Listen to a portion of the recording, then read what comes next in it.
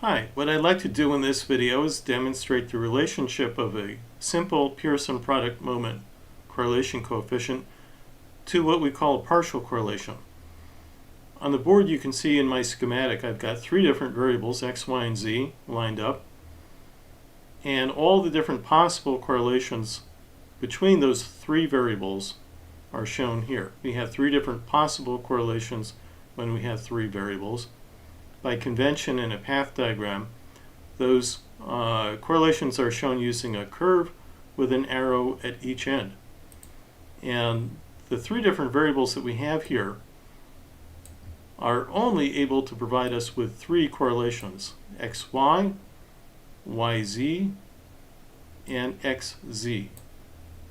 That set of three different correlations exhausts all the possible correlations that we have if we're just considering the Pearson product bivariate correlations, bivariate or two-variable. But something interesting happens when we have a third variable, in the sense that we might want to control for the variability of that third variable to rule out its influence on the other two variables. So in order to illustrate this issue, let's first consider just the straightforward, simple two-variable situation. We've got x and y. And I've changed from a schematic with rectangles to a Venn diagram with circles. And the reason why is because we often use Venn diagrams to illustrate the amount of variability of something or proportions of the thing that we're talking about. The circle represents 100% of the class of things in this set. 100%. And in this situation, in this illustration that I'm putting together, what we're talking about is the amount of variability associated with variable x and the amount of variability associated with variable y. So imagine or consider it this way: the circle that we have for variable x is filled with the variability of the scores on variable x. Now I've got a data set that's set up that goes along with this, and I'm going to show you how to do this in SPSS.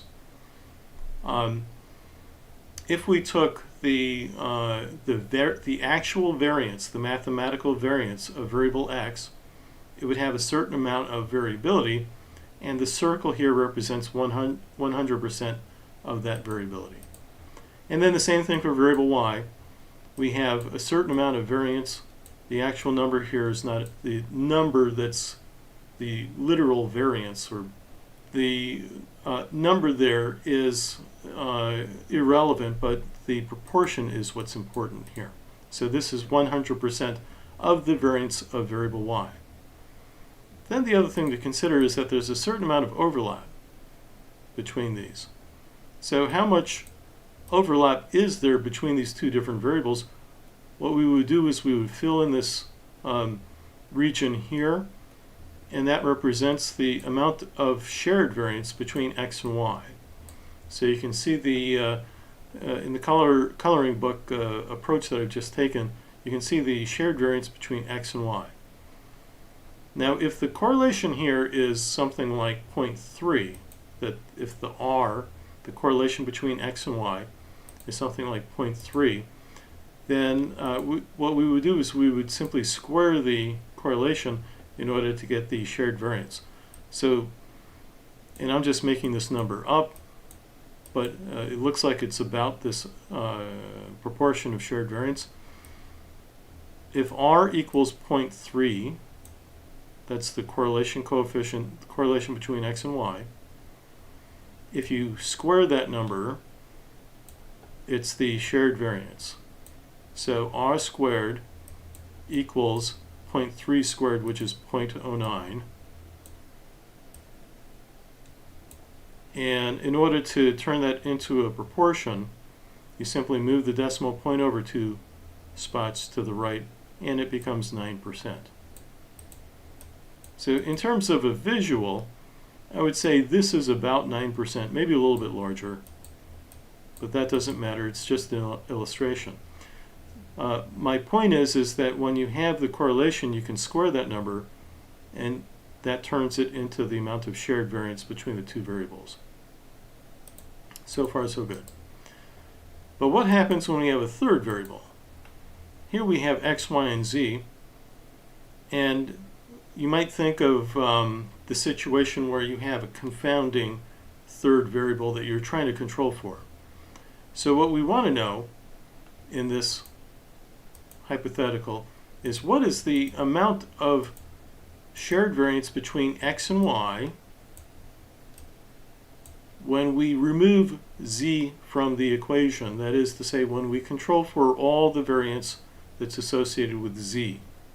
So z is some type of bothersome third variable, and what we want to do is we want to remove all of that. So let me use a different color here. Let's use red. And this part where all three of the variables are in the middle, that's the part we want to remove. I guess I'm not doing a very good job at my coloring book approach. Here, that looks a bit better. So we want to figure out what is the shared variance between x and y, this part up here, the yellow part, after removing the portion that's attributable to variable z. And that is, by nature, that is what we think of as a partial correlation. There's a little bit more that goes into it, mathematically speaking, but for our purposes, that's sufficient. And after cleaning up the diagram here, again, what we're looking for is what is this part right here. That's the partial correlation of x and y while controlling for z. Of course, there's a formula that does that. This is what the formula looks like. We're not going to compute the formula by hand because it's a little bit tricky, and we have SPSS to do it for us. But I want to point out a couple of things here. First, on the left-hand side, what we see is the x-y correlation, and then there's a period in there, or a decimal. So what that's telling us is that we're controlling for z.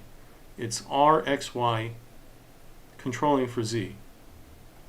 And then in the equation itself, you see all the different correlations that are possible. The x-y correlation here, the x-z correlation here, the y-z correlation here, and so on. So like I said, it's a little bit tricky to calculate using a calculator, but we can do it using SPSS. So I got some data set up. 3 variables, x, y, and z. Move this over a little bit.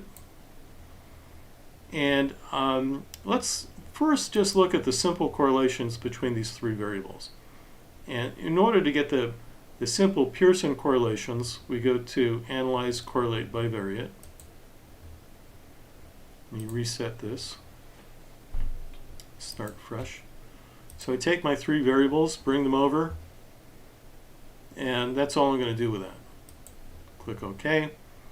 We have an XY correlation, an XZ correlation, and a YZ correlation. Here's the XY correlation. The way that we read this is we match the X over here with the Y up here. You should know that this repeats itself down here. That's the same correlation. It's just that we have a stem over here of Y for the row, and then up here the X shows up. So each correlation is showing up twice. So the XY correlation is 0.278. The XZ correlation is a bit stronger with 0.447. And then the YZ correlation is even stronger at 0.504. So what we're interested in is what is the correlation between X and Y while controlling for variable Z. In this situation, variable Z seems stronger than in its relationship with the other 2 variables than those 2 variables are with each other. So the way to do this, the way to calculate the partial correlation, is we go down to Analyze, Correlate, Partial, and I'm going to reset that. I take my 2 variables that I want to compare with each other, or correlate with each other, put those two on top. And then whatever variable you're controlling for goes down here. It could be that this is a demographic factor, or something else that you want to control for to remove from the equation to see what the more pure relationship is between x and y. In a hypothetical I sometimes use in class, consider x and y to be ice cream sales and riots. Obviously, ice cream sales and riots don't cause each other. They might correlate with each other because there is a third variable, temperature, which facilitates both ice cream sales and riots. When we think of riots, not only do you have to have the motivation to engage in the riot, but the weather has to be accommodating. You don't see many big riots in the middle of winter. Maybe in Paris, because in Paris they protest pretty much every Saturday. But that third variable of temperature might be something that you want to control for to see what the more pure relationship is between ice cream sales and riots. In this case, we're just using x and y controlling for z. All right, so we hit OK to go forward.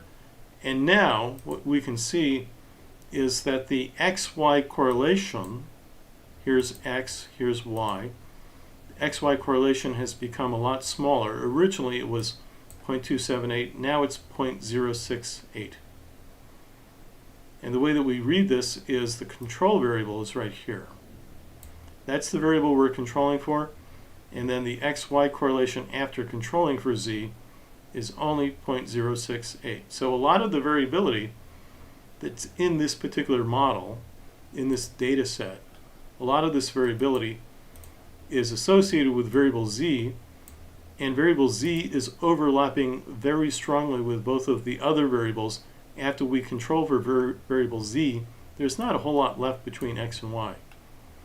The amount of overlap that's left is only 0.068.